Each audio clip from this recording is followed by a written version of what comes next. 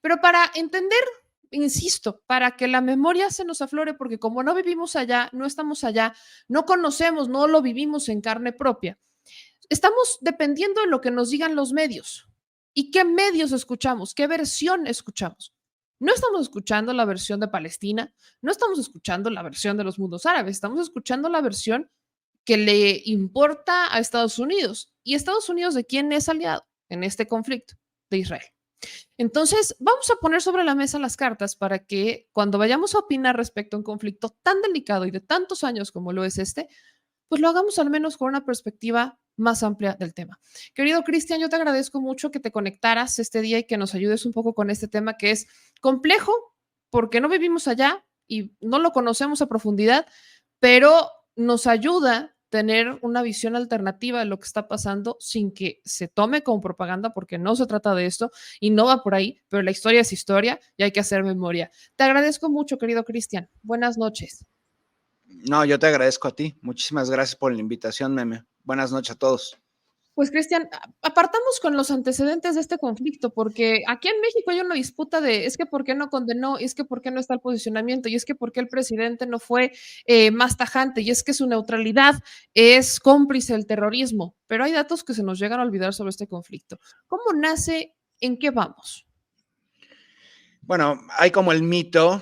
Ahorita, antes de que entrara al aire, estaba viendo algunos de los comentarios y hay como un mito como fundacional de esto, que podría ser una premisa, de que esto ha durado 5,000 años. No, hay que guardar la distancia. Hace 5,000 años se estaba saliendo el neolítico, estaban entrando los cananeos.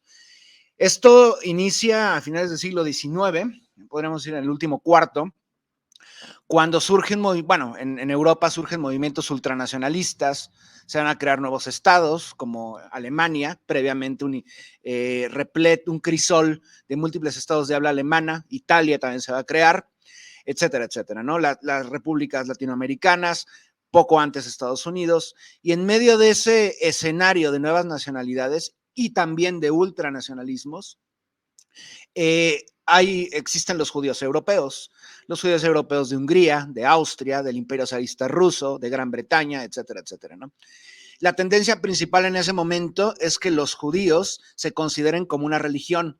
Hay una tendencia a la asimilación. ¿A qué me refiero con la asimilación? Que formen parte de todas las comunidades, ya no ahora a través de siendo perseguidos por la judeofobia, como ocurría desde la Baja Edad Media hasta el siglo XIX, sino como miembros plenos de una nueva nacionalidad alemana, del Imperio zarista ruso, etcétera, etcétera, ¿no?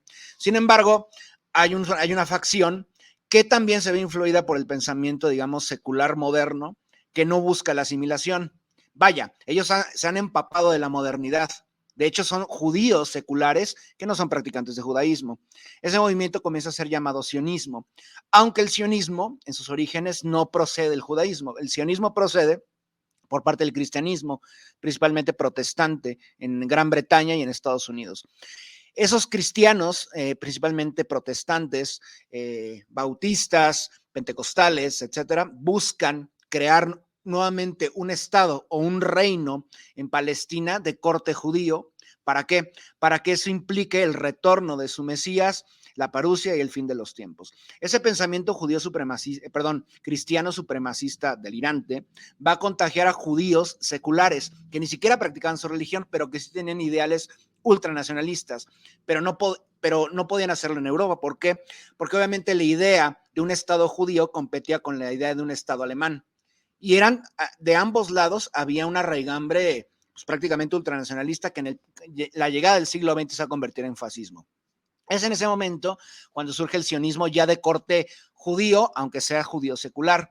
En 1897, 3 años antes del inicio del nuevo siglo, se da el primer congreso sionista en Basilea, en Suiza, donde asisten representantes de sociedades judías nacionalistas de toda Europa, entre ellos un hombre que se llama Theodor Herzl, que es uno de los padres del sionismo.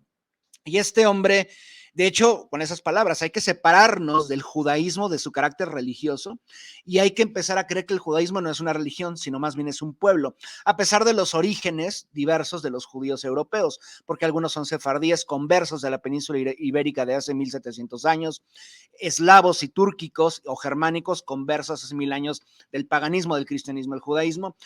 Ellos en esencia no son descendientes justamente de Judá e Israel de hace 2500 y 2400 años. Rompen con eso, son judíos, por decirlo de alguna manera, nuevos, aunque tienen 1200, 1300 años, ¿no? Sin embargo, son judíos, es una religión y ellos también creen que son un pueblo.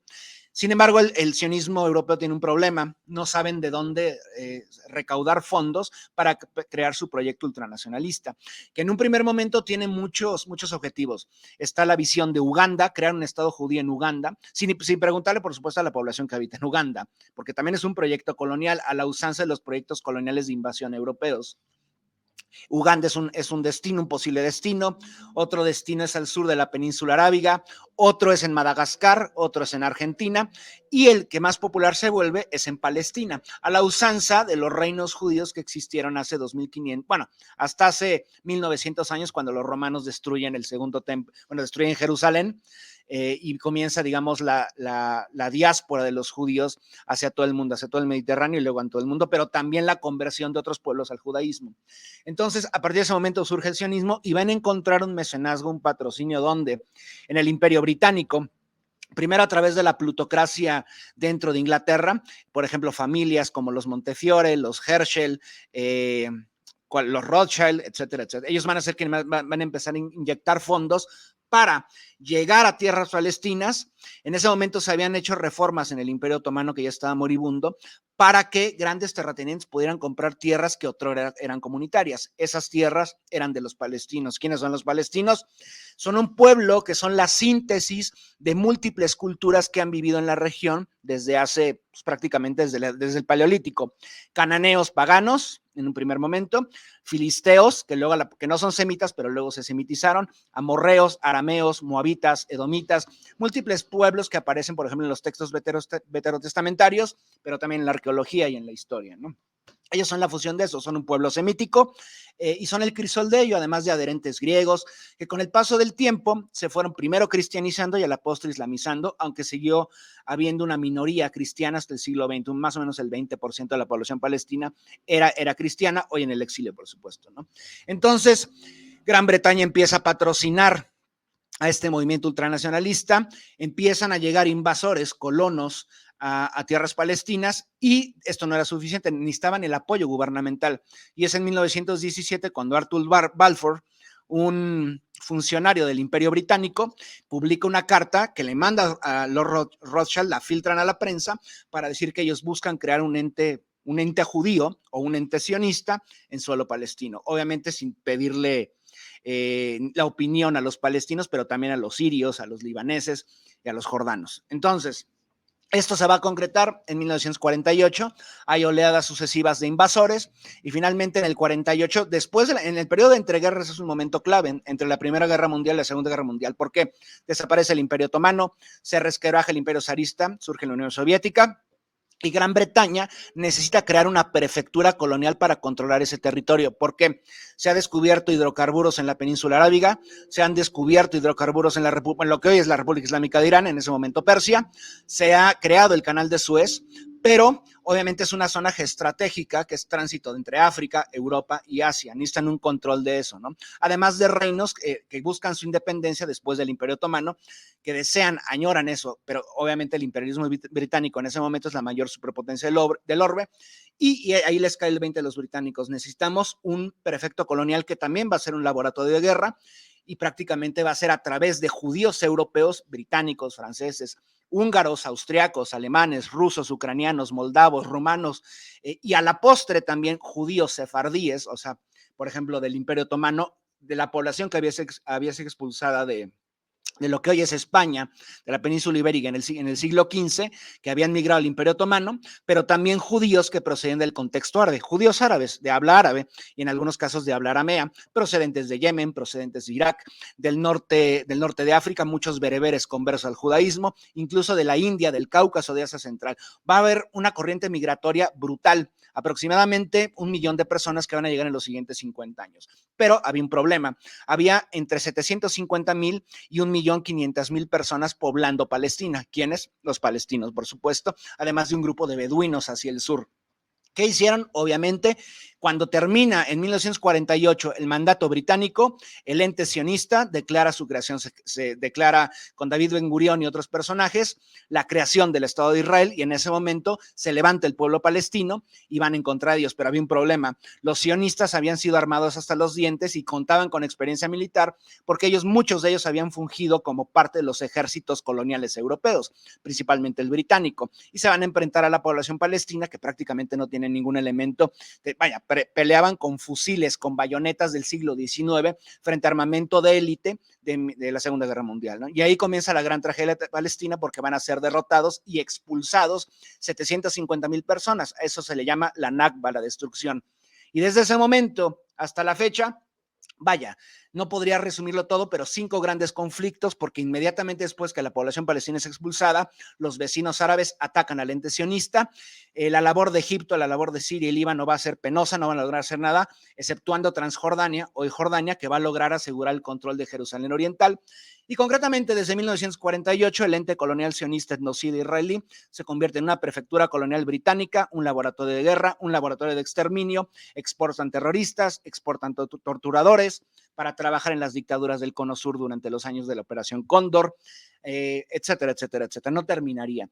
Entonces, paulatinamente, lo puedes ver en el mapa, ahí se puede ver la evolución del territorio palestino, 1878, vemos por completo la mancha azul, es el pueblo palestino, 1946, 2 años antes justamente de que se fundara el ente sionista, el Estado de Israel, y 1947, el plan de partición de la ONU.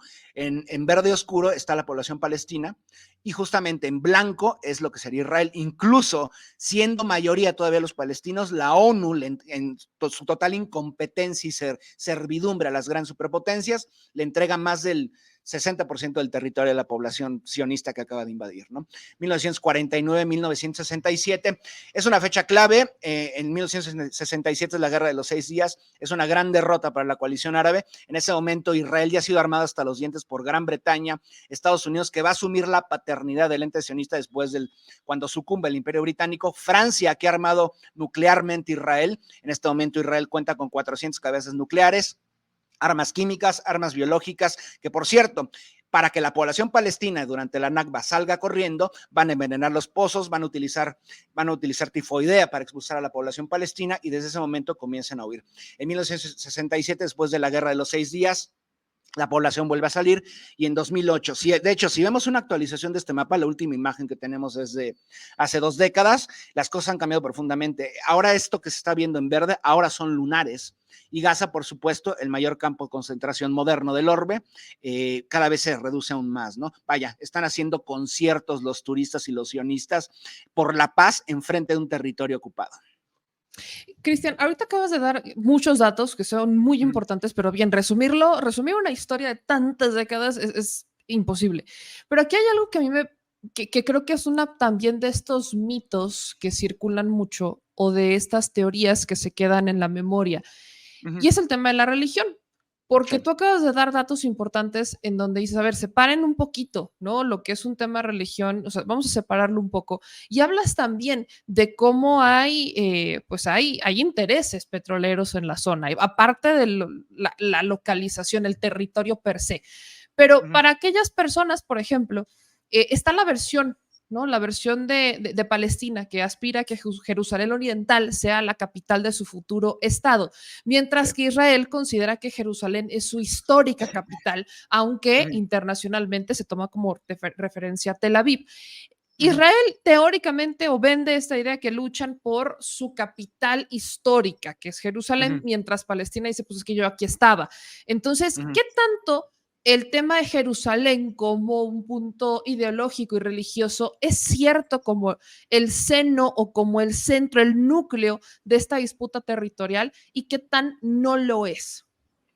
Bueno, vamos a hacer también un nuevo retorno hacia hace 2000 años. Jerusalén, existe el mito, obviamente a partir de los textos veterotestamentarios, que fue una ciudad construida por judíos, y esto no es así. Jerusalén, de hecho, en el nombre lleva la penitencia, porque su nombre original era Jebushalim. Jebushalim originalmente fue una ciudad cananea pagana en honor a Shalim o Shalem, un dios crepuscular, un dios del atardecer y del amanecer, un dios nocturno cananeo.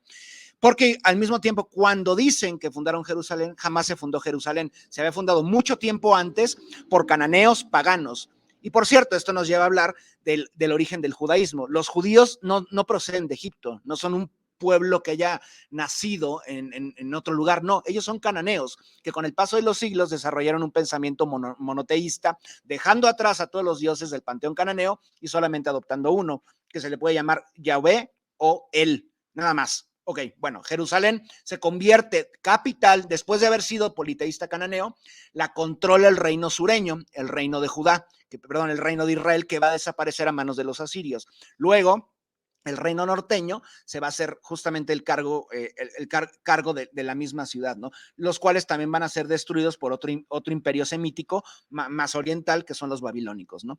En ese momento todavía ni siquiera hay judaísmo, son monolatristas. Aceptan que hay un dios supremo, que es Yahvé, pero también aceptan que hay otros dioses menores, Marduk, etcétera, etcétera. El panteón cananeo es muy vasto, ¿no? Ok, a partir de ese momento, cuando las diásporas del reino del norte y del sur se encuentran en Mesopotamia, en Nínive de los asirios y en Babilonia de los babilónicos, ahí se va a desarrollar el monoteísmo. Cuando surge el imperio persa, Ciro el Grande les va a permitir a esas élites ya judías, porque el judaísmo no nace en Palestina, el judaísmo nace en Mesopotamia, les va a permitir regresar. En ese momento, cuando llegan, van a chocar. ¿Por qué? Porque en ese momento la población originalmente cananea todavía seguía siendo politeísta. No creían en un solo Dios, mientras estos ya judíos con una sola idea de una sola divinidad han retornado. Y ahí se va a desarrollar una idea novedosa, que es el judaísmo, no tan novedosa porque ya existía el zoroastrismo y el atonismo del experimento que hizo Akenatón en Amarna en Egipto, ¿no? Pero bueno, más allá de esto, en ese momento van a asumir a Jerusalén como su capital. Pero va a haber un problema. Jerusalén era un territorio muy móvil, que constantemente otras potencias cercanas la asumían como una ciudad histórica también para ellos. Los moabitas, los idumeos, bueno, edomitas que van a ser convertidos al judaísmo a la fuerza, etcétera. Y finalmente, en el periodo romano, después de un periodo de esplendor de judío con los macabeos, etcétera, va a venir la destrucción por completa del reino de Judá, concretamente. ¿A manos de quién? A manos de los romanos. Primero, en el siglo I, con Tito y Vespasiano, dos emperadores, la misma familia, y posteriormente en el siglo II con el emperador Adriano. En ese momento el judaísmo se convierte en una diáspora y vive un proceso de transformación, que es el judaísmo rabínico, previamente el judaísmo hebreo, ¿no? Y en ese momento ellos siguen con el recuerdo de su Jerusalén, pero el judaísmo rabínico tiene una nueva idea, ya no buscan una Jerusalén material, buscan una Jerusalén celestial, que esa misma idea la van a agarrar los cristianos mesiánicos fanáticos gringos con la nueva Jerusalén, que es precisamente el territorio invadido por europeos hoy llamado Estados Unidos, ¿no? Pero si tomamos, digamos, los últimos 2000 años de historia, incluso si nos vamos a finales de la Edad de Bronce, comienzos de la Edad de Hierro, hace 3000, la historia de dominio judío en Palestina se reduce tan solo a 400 años. Ahora comparen 400 años frente a 2600 años más de dominio primero pagano cananeo, posteriormente romano, bueno, seleucida griego, luego romano y finalmente islámico. Pues obviamente la historia judía es un suspiro en la historia de Palestina Levante, ¿no? Pero, sin embargo, esa es la excusa principal, ¿por qué? Que van a utilizar para jalar justamente el apoyo de en primer lugar, de los estados cruzados, y en segundo lugar, de los cristianos mesiánicos apocalípticos a partir del siglo XIX. ¿Por qué? Porque van a mover sus emociones. Si se crea el ente sionista, el Estado judío va a retornar el Mesías. Bueno, y también contaban con que los judíos se convirtieran en el judaísmo, perdón, al cristianismo. Esto no va a pasar, a pesar de que los británicos crean una oficina especial para buscar la conversión de los judíos al cristianismo, ¿no? Entonces, ese es un factor principal. Hay que entender que el Estado de Israel, el sionismo, como tal, sin primero el Imperio Británico y posteriormente sin Estados Unidos, no existiría. Israel es sinónimo de Estados Unidos, es en el estado 52, 53, como lo quieran llamar, porque también Puerto Rico y Gran Bretaña se consideran colonias de Estados Unidos, ¿no? Entonces, no se puede explicar la existencia de Israel, en primer lugar, sin entender el proceso del imperialismo moderno, del colonialismo moderno, del ultranacionalismo, del fascismo, porque el sionismo es fascismo, y así lo dijo sus fundadores, Theodor Herzl y Jabotinsky, ¿no? Y tampoco se puede entender sin el apoyo fundamental y fundamentalista de los cristianos mesiánicos apocalípticos. Ellos son el músculo del sionismo. Realmente es más peligroso el sionismo cristiano que el sionismo judío, porque son los sionistas cristianos estadounidenses o incluso ya brasileiros, todas esas iglesias, por ejemplo, los Pare de Sufrir, por ejemplo, quienes aportan miles de millones de dólares anuales sumados a los trillones que aporta Occidente para el armamento del Estado de Israel, que es el laboratorio de guerra de Occidente. O sea, la religión, digamos que esta idea de Jerusalén solamente ha servido como para una bolsa, un financiamiento para recuperar algo que nunca ha sido suyo en realidad, pero más por, o sea, cero religión, sino solamente vamos a mover emociones para que entonces podamos mover dineros. Sí, vaya, o sea, a ver, el dominio de Jerusalén Obviamente. ha sido, digamos, ha habido periodos de dominio, ya lo mencioné, de dominio judío. Se crearon dos templos, primero el templo de David, que ni siquiera la historicidad de David está probada, ni de Salomón, son mitos, son personajes míticos que la arqueología han encontrado. Luego ya el segundo templo con Herodes, y ahí termina, digamos, el periodo judío después de la destrucción romana. Pero luego es importante también para el Islam, porque si recordamos la historia de cómo surge el Islam, Muhammad en su cabalgata nocturna llega con Burak, que es una figura mítica, un caballo mágico, y justamente llega a Jerusalén, a Al-Quds. Es ahí, en los restos del segundo templo destruido judío, donde Mahoma asciende a los cielos y donde viene la última gran revelación del Islam. En un primer momento, los musulmanes oran en dirección a Jerusalén, no a la Meca. Cuando ya justamente se toma el control de la Meca y se acaba con los ídolos paganos, los musulmanes van a cambiar su rezo 5 veces al día en dirección a la Meca. Tiene importancia también tiene importancia para los samaritanos en menor grado, tiene importancia por supuesto para los cristianos, y atentos, que son los cristianos palestinos, la iglesia ortodoxa griega, la iglesia armenia, los católicos, los maronitas, los melquitas, los coptos, los etíopes, todos ellos en unísono, desde que regresa Netanyahu al poder, han mandado cartas, le han pedido a los cristianos estadounidenses, dejen de apoyar esta abominación, porque constantemente nos ejecutan, nos matan, quieren desaparecer. Cada vez que pasan peregrinaciones cristianas, los judíos ultrarradicales escupen. Entonces, digo, una cosa es lo que digan los conglomerados mediáticos y otra cosa es lo que realmente está pasando, ¿no? Trato de hacer un breve resumen, pero podría estar horas mencionando esto. No, es que, insisto, es un conflicto tan largo que explicarlo, resumirlo para que la gente lo pueda entender ahora, que están subiéndose a condenar este último ataque, pues es imposible, insisto. Pero vámonos ahora a los momentos más recientes, ya teniendo este contexto y que la gente lo tiene más fresco, pues el contexto. Y tengo entendido que en 2021 fue el último choque que dejó un saldo de 13 israelíes y 250 palestinos muertos antes de lo que vuelva a estallar este 2023. Pero, ¿en qué momento entró, después de toda esta violencia, Hamas? ¿Y en qué momento entra también el rol de Estados Unidos? O sea, que ya sale Gran Bretaña y todo esto, pero básicamente el conflicto sí está Israel, pero es Israel y Hamas. Hamas cuando entra en escena, que es es el resultado de un conflicto interno palestino por ahí de 2006, 2007. Entonces, ¿qué pasa con Hamas? ¿Quién es Hamas? Porque hoy veo a muchas personas decir, no, es que Hamas es toda Palestina. Y bueno, si volteamos a ver cuántos palestinos quedan en Palestina, pues creo que olvidamos qué es lo que está realmente pasando con el territorio. La historia de Palestina ha habido distintos momentos de resistencia y distintos grupos que han encabezado esa resistencia. En un primer momento, el grupo mayoritario, en el 48 inmediatamente después, el grupo mayoritario que representa los intereses palestinos es el Congreso palestino, tal cual. Se empiezan a reunir los grandes jefes de familia, los grandes clanes, los representantes de las iglesias y de las mezquitas e incluso sinagogas, porque también participan judíos palestinos que no tenían nada que ver con el movimiento sionista, Y ahí es la primera, digamos, organización que surge antes del establecimiento del Estado de Israel, en los 40, para tratar de defender los intereses palestinos. Cuenta con el apoyo de Transjordania, del Sharif de la Meca, pero es mínimo, ¿no? Frente al poderío y la omnipotencia casi en ese momento británica, no pueden hacer mucho. Posteriormente, ya con la creación del ente sionista, van surgiendo distintos grupos. Uno de los primeros va a ser Fatah. Fatah es el partido, digamos, político, es un partido político secular que aglomera distintos sectores de la sociedad palestina, también distintas confesiones. En su mayoría, por supuesto, son musulmanes suníes, pero también hay musulmanes chiíes, hay cristianos ortodoxos, cristianos católicos maronitas, etcétera, etcétera, ¿no? Hamas es un partido secular. Pero también van a surgir otros frentes. Por ejemplo, está el Frente Popular de Liberación de Palestina, que es un movimiento marxista-leninista, fundado curiosamente en su mayoría por, espérenme un segundo, perdón, fundado en su mayoría por cristianos griegos ortodoxos. Estoy tratando de mostrar la diversidad que existe en Palestina, ¿no? Sí. Y lo repito, el 20%, más o menos 15-20% de la población palestina en ese momento y antes de nuestra época era en su mayoría cristiana, ¿ok? De distintas confesiones. Ok, con el paso del tiempo y con el pasar de los años, obviamente por las atrocidades cometidas por el ente sionista y la ineficacia también y las luchas internas dentro de Fatah y de la OLP, van surgiendo otros grupos no necesariamente conectados a la Autoridad Nacional Palestina, que va a ser de su bastión en la actualidad Cisjordania.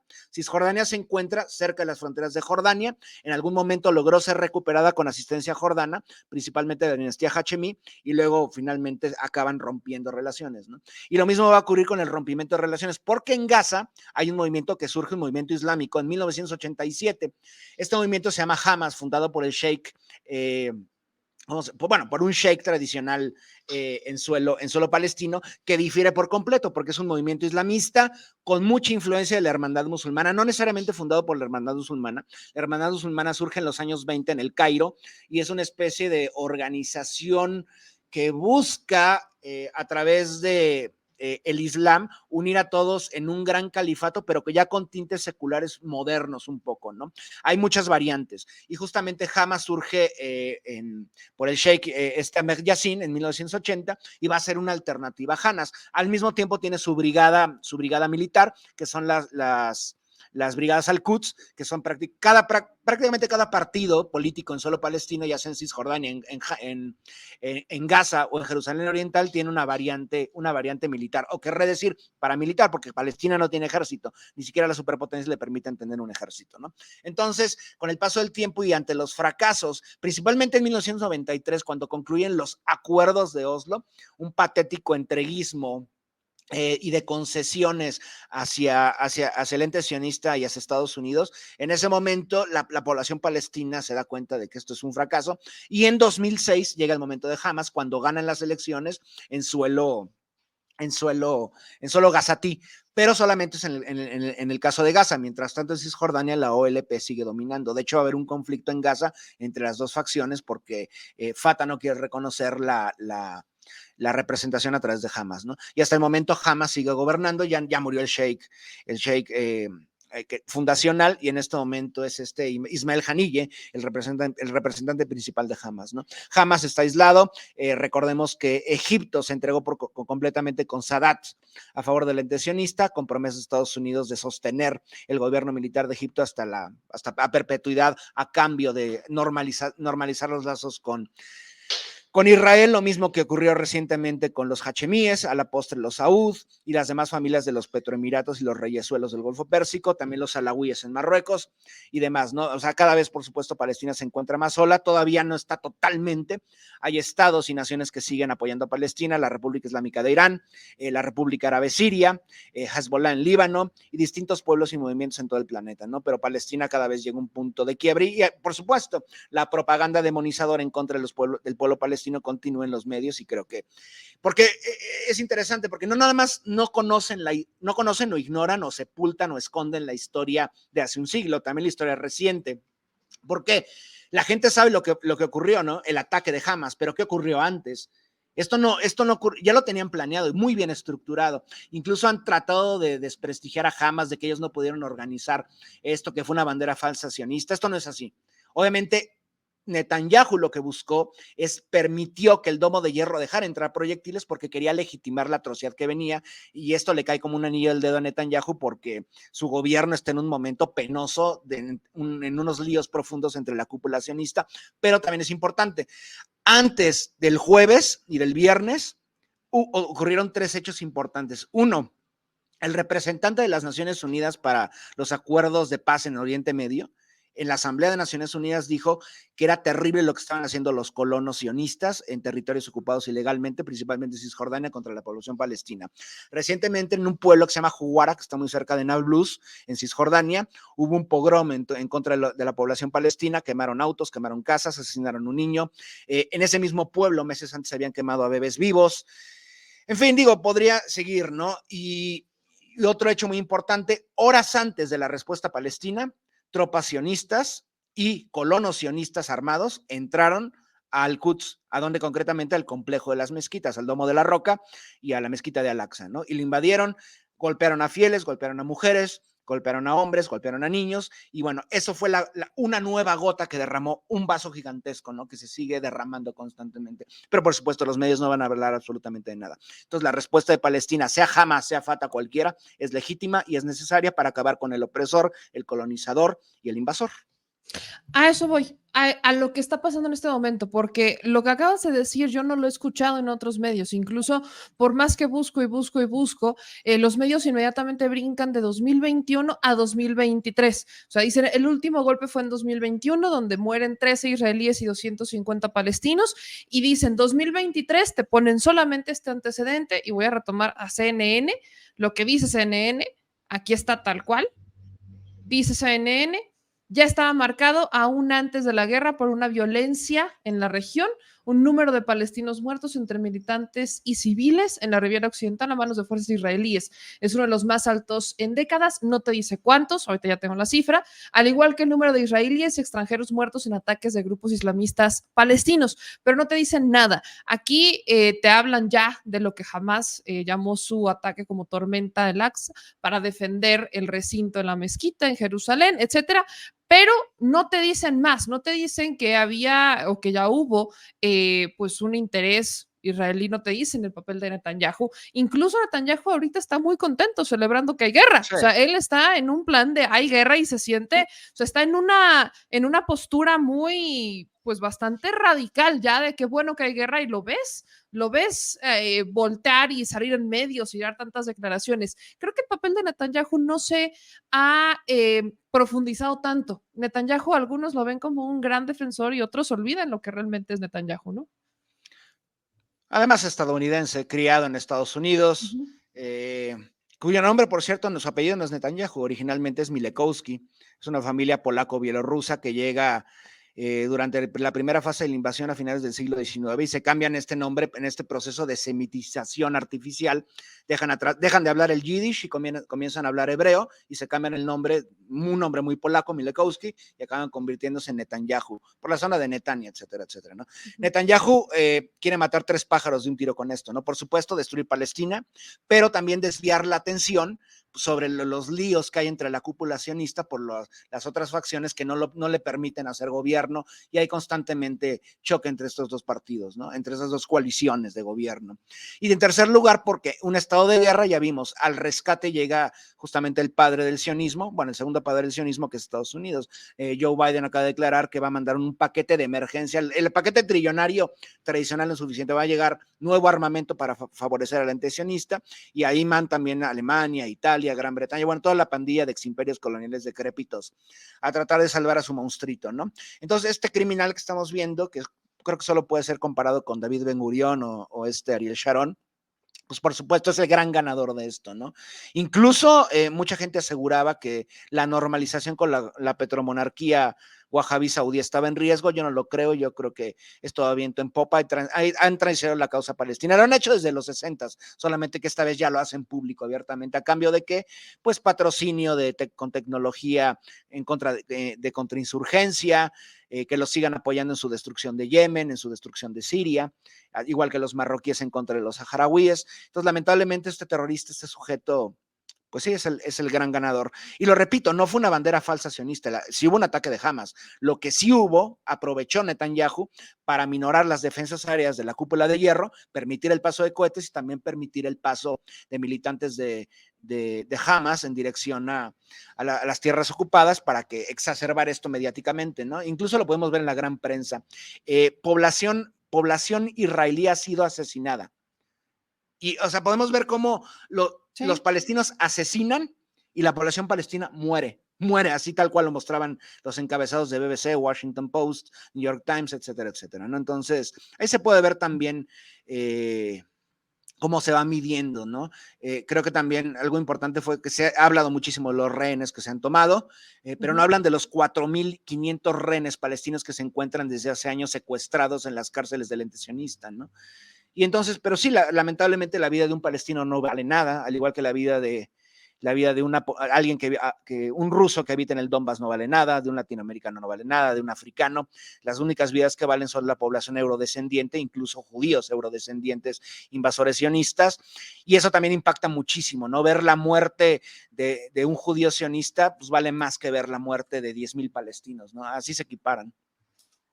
Aquí, Cristian, para todavía profundizar un poco, lo que estoy enseñando es una gráfica aproximada de cuántas muertes se han dado con ya con una actualización del 2023 de palestinos versus israelíes desde la primera intifada, que si nada más, solo vean los colores.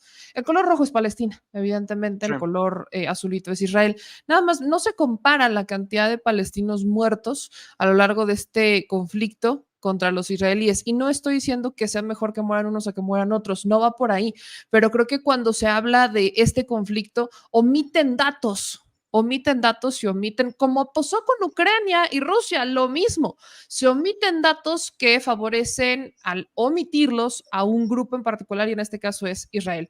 Quiero profundizar un poco, mi querido Cristian, con el tema de Netanyahu. ¿Por qué a Netanyahu le conviene tanto lo que está pasando en este momento? ¿Cuál es el conflicto que trae él? Vaya, no es la primera vez que vemos que una guerra es utilizada pues para salvar carreras políticas. Eso es también una estrategia muy de Estados Unidos.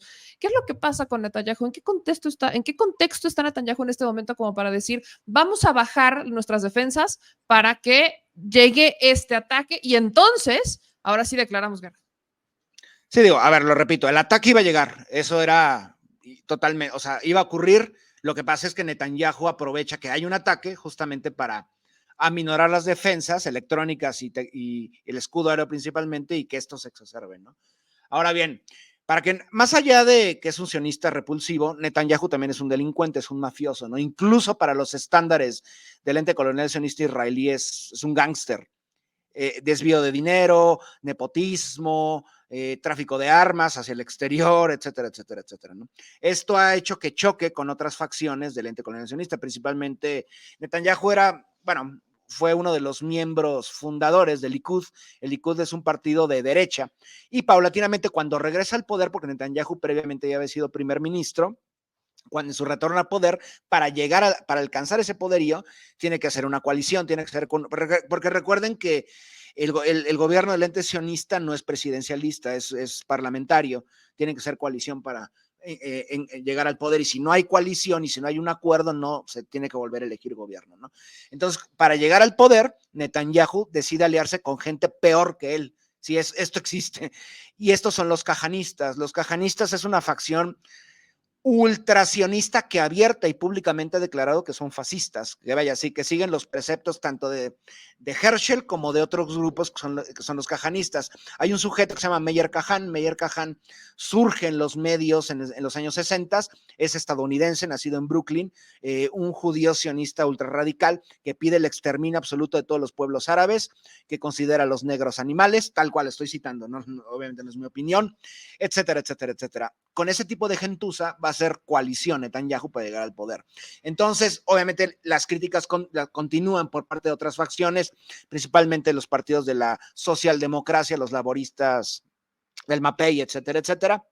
pero no lo van a lograr tumbar. Sin embargo, hay protestas multitudinarias dentro de la población ocupante en contra de Netanyahu, y acaban chocando las dos facciones del sionismo, ¿no? Y por supuesto, ¿para qué le sirve a Netanyahu esto? En primer lugar, para recibir más presupuesto por parte de Washington, que es su mecenazgo, lo repito. Si no existiese Washington, el ente sionista no existiría. Bueno, por lo menos hubiera desaparecido en los 50 porque el apoyo británico se hubiera acabado y a la postre también el francés, ¿no? En segundo lugar, porque desvía la atención del choque que hay dentro de la cúpula sionista.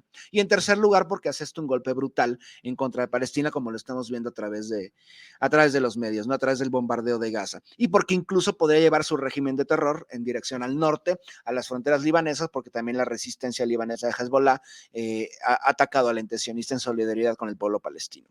Entonces, digamos, esos son los tres motivos por los que Netanyahu está feliz en un búnker, pero está feliz.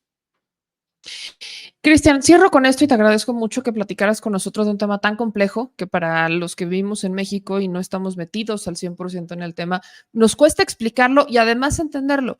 Pero, ¿qué va a pasar ahora? ¿Qué es lo que tú ves que va a ocurrir en este momento bajo las condiciones que están sobre la mesa, bajo un grupo de palestinos que están pues prácticamente secuestrados en su propia tierra, están rodeados de pobreza, de muerte, para un grupo de ciudadanos también de Israel que pues no la deben ni la temen? Ya hablé de los ciudadanos en particular, pero Uh -huh. el rol de los políticos, la participación de Estados Unidos, todas estas alianzas, ¿cómo ves lo que está pasando? Y sobre todo este comunicado que lanza la Embajada de Palestina, de Israel en México, Uh diciendo -huh. que el que México o el que el presidente Andrés Manuel López Obrador no condene este ataque lo convierte en cómplice del terrorismo, teniendo en cuenta todo lo que acabas de explicarnos. En la carta, por cierto, mencionan a Daesh de pronto, ¿no? Que jamás es similar a Daesh. Lo que se le olvida a los sionistas Israel y lo que creen que la gente no sabe es que Daesh fue patrocinado por Israel y por Estados Unidos. Hay fotos de Netanyahu visitando a paramilitares de Daesh que iban en contra del gobierno de la República Árabe Siria, armándolos y visitándolos al hospital. Daesh fue un proyecto conjunto saudí, emiratí, israelí, turco y estadounidense de la OTAN, una guerra en contra de la República Árabe Siria, que es enemigo declarado del ente sionista y que, por cierto, es un gobierno secular dedicado a proteger cristianos. Pero más allá de esto, pues es patético, pero es tradicional, ¿no? Esto no es sorprendente. Recordemos que en el periodo previo a Netanyahu, él estaba celebrando la construcción de Donald Trump del muro, el inicio de la construcción, ¿no? Porque a fin de cuentas son dos caras de la misma moneda. Netanyahu es un parte de la misma estructura imperialista estadounidense y lo repito, no se puede entender Israel sin la existencia de Estados Unidos y previamente el Imperio Británico. De hecho, mencionaste el caso ucraniano. Vaya, son dos proyectos coloniales injerencistas de Washington. Desde 2013-14, con el golpe paramilitar en Ucrania por parte de Washington, crean un régimen neonazi. Y es prácticamente lo mismo que están haciendo, porque a fin de cuentas el sionismo es fascismo y llevan patrocinando desde la Segunda Guerra Mundial a un movimiento fascista sionista. No, el fascismo no necesariamente tiene que ser nacionalsocialismo.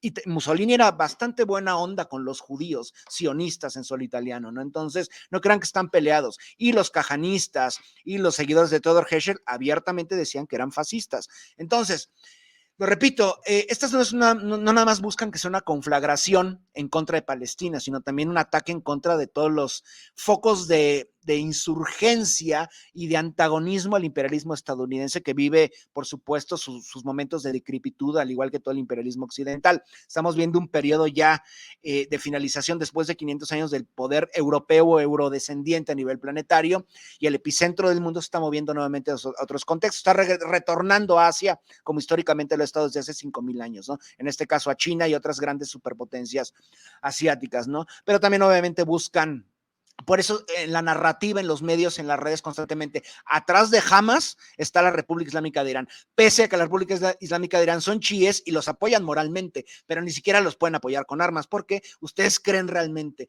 que Irán puede apoyar con armas a Palestina bloqueada absolutamente por el ente sionista. Por supuesto que no, es una Sí, ¿cómo narrativa de las van a propaganda. meter?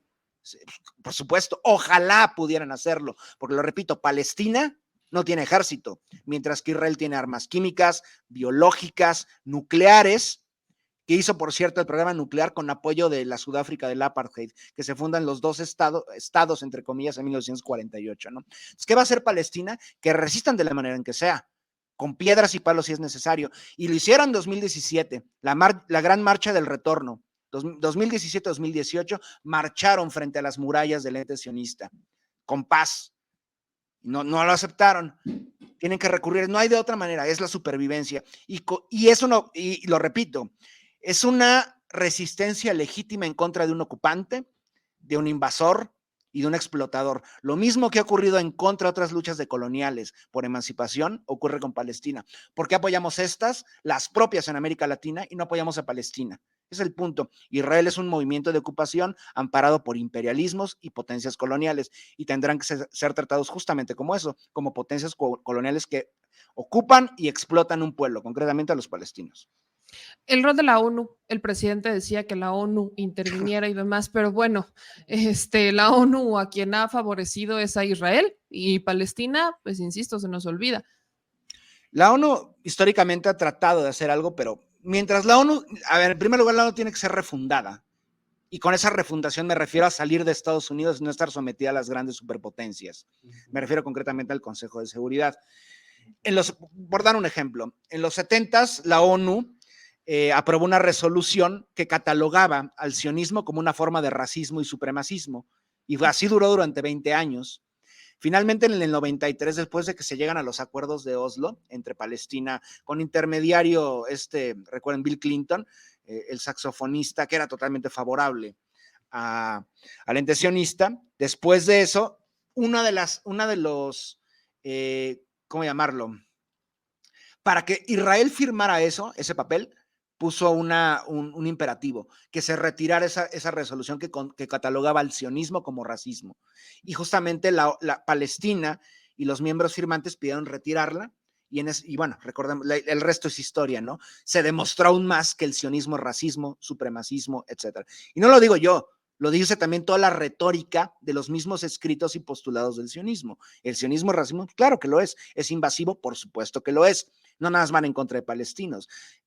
Históricamente el ente sionista ha patrocinado regímenes terroristas en todo el mundo, en Sudamérica en el Plan Cóndor, en la guerra paramilitar en contra de sus ciudadanos de la propia Europa de la posguerra, al Shah de Irán torturando a iraníes con la Sabak, etcétera, etcétera. Entonces, vaya, la ONU tiene un rol protagónico, pero no ha podido utilizar ese protagonismo porque está bloqueada por el ente sionista y principalmente por Estados Unidos. En la ONU no se mueve un dedo sin que Estados Unidos, vaya, tomando el ejemplo de las cercanías, ¿qué hizo la ONU en 2003 cuando Estados Unidos destruyó por segunda vez Irak?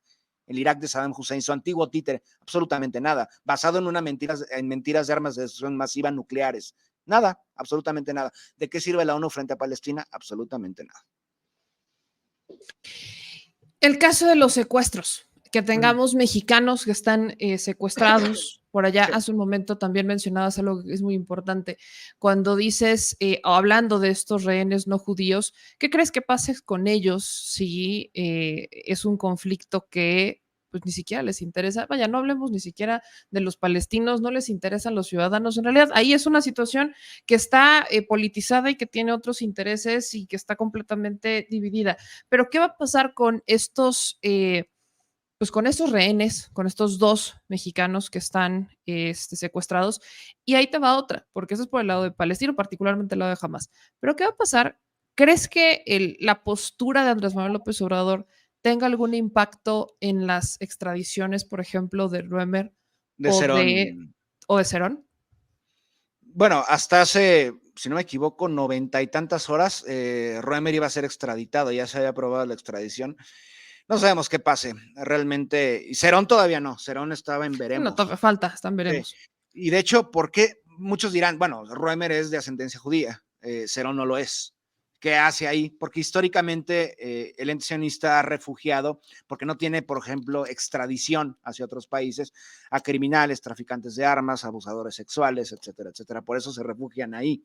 Y si son judíos, los van a proteger doblemente. Vaya, aunque no sean judíos, aunque sean de ascendencia judía, y si son sionistas, mejor, ¿no? Bueno, a Roemer hasta una calle le dieron, le cambiaron el nombre a una calle, ¿no?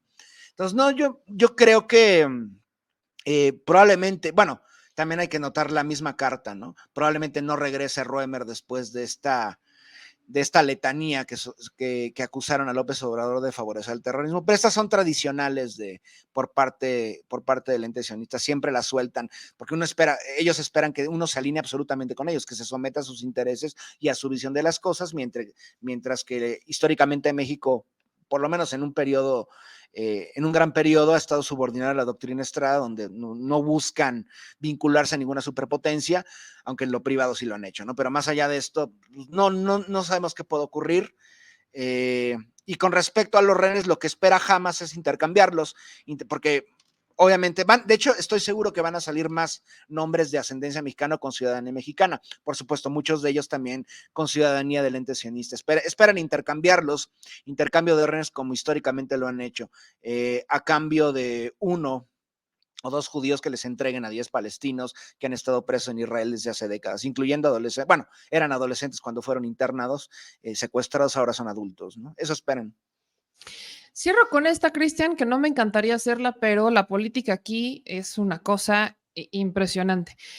Desde tu opinión, conociendo Sí. todo lo que conoces, te quiero hacer estas preguntas de cierre y de conclusión. La primera, ¿consideras que este ataque jamás a Israel era esperado, era una reacción que iba a ocurrir y que pudiera ser el detonante para que el conflicto pudiera resolverse, o es un tema político que está aprovechando Netanyahu?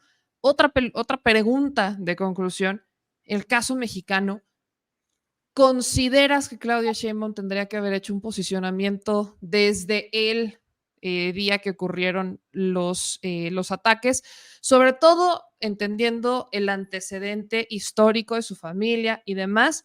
Y 3, ¿cuál es tu pronóstico de esta situación tomando en cuenta particularmente el rol de Netanyahu? ¿Consideras que es una casualidad que tengamos estas guerras como la de Ucrania o esta que particularmente tiene tintes muy políticos cargados en el caso de Israel en pleno 2023? Ok, te respondo. Si quieres, te respondo primero lo de Sheinbaum y luego me recuerdas las otras dos. Ok, lo de Sheinbaum. Vaya, desde que surge Claudia Sheinbaum como un personaje identificable dentro de la política o politiquería, como lo quieran ver, mexicana, siempre la han acusado de sionista, siempre, desde que yo tengo memoria, ¿no? Obviamente se ha exacerbado incluso cuando muestran fotos de ella con la embajada del sionista. Bueno, siendo la jefa de gobierno de la Ciudad de México, tenía que haber una recepción a todas las embajadas, incluyendo la del Estado de Israel, tenía que ser así, es protocolario, ¿no? Por lo que yo sé, ella ni siquiera es judía practicante, es judía, es solo de familia, tanto Sheinbaum como el segundo apellido, que es Pardo, no es Pardo, era originalmente Pardov, con V al final, ¿no?